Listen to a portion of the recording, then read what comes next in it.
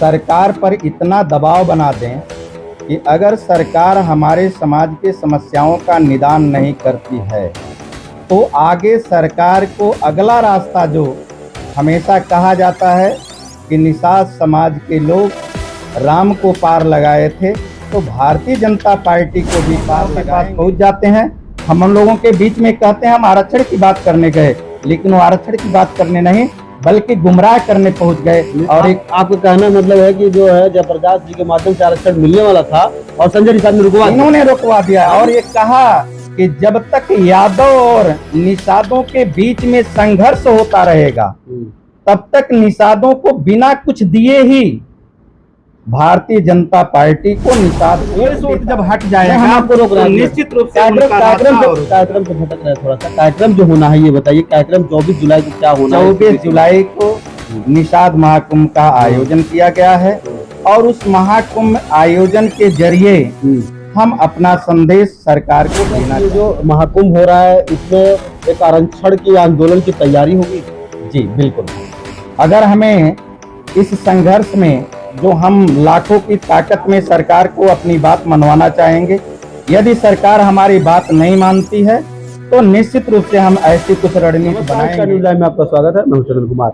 आज निषाद समुदाय के दूसरे एक बड़ा महाकुंभ होने जा रहा है और इस कुंभ के बारे में हम जानेंगे कि आज प्रेस कॉन्फ्रेंस के माध्यम से आप क्या बताना चाह रहे हैं, तो ये बताइए। मैं सबसे पहले तो अपने समाज के लोगों को ये चाहूँगा निषाद महाकुंभ में ज़्यादा से ज़्यादा संख्या में आवे और अपने समाज के समस्याओं के निदान के लिए सरकार पर इतना दबाव बना दें कि अगर सरकार हमारे समाज के समस्याओं का निदान नहीं करती है तो आगे सरकार को अगला रास्ता, जो हमेशा कहा जाता है कि निषाद समाज के लोग राम को पार लगाए थे, तो भारतीय जनता पार्टी को भी पार लगाएंगे। हम 2024 में ये सरकार को बताना चाहते हैं कि हमारे समाज के सामाजिक मुद्दे अगर हल नहीं हुए तो हम 2024 का नैया पार नहीं होने देंगे। हर हालत में रोकने के लिए हम एक स्तंभ की तरह खड़े हो जाएंगे। और निषाद समाज 18% आबादी वाला जिस दिन भारतीय जनता पार्टी का बेस वोट था, 1 मिनट अभी बेस वोट जब हट जाएगा हम आपको रोक रहे हैं। निश्चित रूप से कार्यक्रम से भटक रहे हैं थोड़ा सा। कार्यक्रम जो होना है ये बताइए, कार्यक्रम 24 जुलाई को क्या होना है? 24 जुलाई को निषाद महाकुंभ का आयोजन किया गया है और उस महाकुंभ आयोजन के जरिए हम अपना संदेश सरकार को देना चाहते हैं। 24 जुलाई को सर्किट हाउस के बगल में दिग्विजय नाथ पार्क यानी नौका विहार यूं कह ले आप, वहाँ यह कार्यक्रम आयोजित है 11 बजे दिन से 5:30 बजे तक।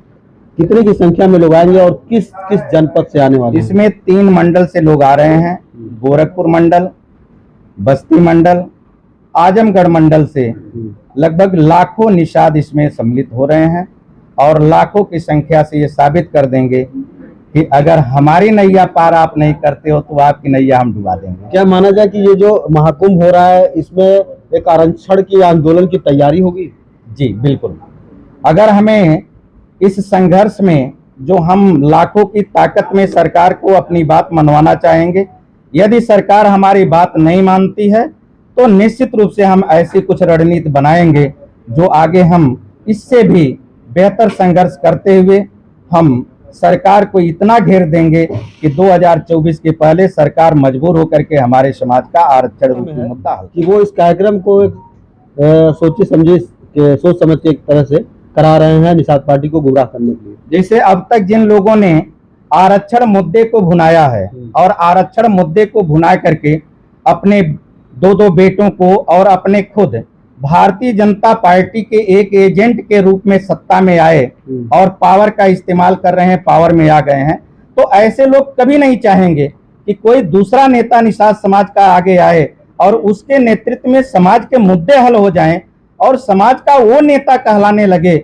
हम नेता बतौर समाज की निगाह में गिर जाएं, वो कभी नहीं चाहेगा। इस वजह से गलत बयानबाजी करके लोगों में गलत संदेश दे करके समाज के लोगों को गुमराह किया जा रहा है, क्योंकि उनके महल की नींव ही गुमराह करने के ईंट पर ही, बालू पर ही बनी हुई है, वह कामों कर रहे हैं। अच्छा ये बताइए, क्या लग रहा है कि मोदी और योगी जी आरक्षण जो चाहे जो विमुक्ति जाति का, ये दोनों देना चाह रहे हैं तो किसके रूप में देना चाह रहे हैं? जयप्रकाश जी को माध्यम से कि डॉक्टर संजय के माध्यम से? जिस समय पिछले साल एमएलसी चुनाव होने की चर्चा हो रही थी और निषाद समाज से एक व्यक्ति को एमएलसी बनाया जाए, इसकी बात चल रही थी भारतीय जनता पार्टी में।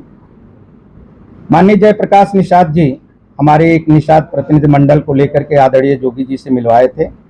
आदरणीय जोगी जी के कक्ष के बाहर प्रतीक्षा कक्ष में हम लोग बैठे थे, तब तक माननीय सिद्धार्थनाथ सिंह जी बाहर निकलते हैं। मैं उस समय था, हमारे साथ हमारे संघर्षों के साथी कमलेश निषाद जी जो निषाद पार्टी के राष्ट्रीय महासचिव शायद आज भी हैं। पता किया गया क्यों अब तक जो है घोषणा नहीं हुआ, तो पता चलता है हमारे समाज के एक नेता, जिन्हें दूसरा नेता के रूप में समाज का कोई दूसरा बेटा नेता बन जाए ये पसंद नहीं है। जब उन्हें समझ में आया कि उत्तर प्रदेश शासन भारतीय जनता पार्टी के किसी अपने निषाद जाति के कार्यकर्ता नेता के नेतृत्व में यह घोषणा करना चाहती है, तो उन्हें पसंद नहीं आया और वो दिल्ली के बड़े नेताओं के पास पहुंच जाते हैं। हम लोगों के बीच में कहते हैं हम आरक्षण की बात करने गए, लेकिन वो आरक्षण की बात करने नहीं बल्कि गुमराह करने पहुंच गए। और एक आपका कहना मतलब है कि जो है जयप्रकाश जी के माध्यम से आरक्षण मिलने वाला था और संजय निषाद ने इन्होंने रुकवा दिया और ये कहा कि जब तक यादव और निषादों के बीच में संघर्ष होता रहेगा तब तक निषादों को बिना कुछ दिए ही भारतीय जनता पार्टी को निषाद वोट सुनने में आ रहा है कि संजय निषाद जी आपको भी अंदर अंदर महाकुंभ के पहले ले जाने की फिराक में है। इस पे क्या कहेंगे कि ऐसा जो है नहीं, ऐसा नहीं तो फिर धीरे से कुंभ के पहले ही निषाद राष्ट्रीय देखिए अब तक तो बहुत कुछ त्याग मैंने किया है और मैं इस दशा में हूँ कि न तो मेरे घर के लोग मुझसे संतुष्ट हैं और न ही मेरे साथ के लोग संतुष्ट हैं। यही कहते हैं कि आप अपने विचारधारा को बदलिए और खुद जो है लाभ के पद पर जाने के लिए कहीं न कहीं झुक जाइए, लेकिन मेरे शरीर में जब तक एक भी बूंद खून रहेगा, संघर्ष करने लायक स्थिति में रहूंगा, तो पहला उद्देश्य समाज को लाभ दिलाना, दूसरा उद्देश्य आप स्वयं मुझे जो है देख सकते हैं कि मैं भी लाभ ले सकता हूं, लेकिन पहले समाज का उद्देश्य पूरा होना, उसके बाद अपने साथ के लोगों का और मेरा होना।